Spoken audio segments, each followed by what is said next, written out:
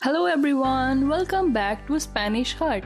Our today's video is all about climate. I wanna ask you one question. How do you talk about climate in the Spanish language and with confidence? So today I'm going to take you on a rather quick tour of the key language you need to speak about climate. In this video, we're going to discuss key terminology on climate, advanced collocations, useful verbs and phrases. Let's start. Weather, we call in Spanish as clima, sun, sol, clouds, nubes, fog, niebla, mist, neblina, rain, lluvia, storm, tormenta, thunder, trueno, lightning strike, relámpago, wind, viento, breeze, brisa, hail, granizo, snow, nieve, heat, calor, cold, frío, humidity, humedad, temperature, temperatura, summer, verano, fall, otoño, winter,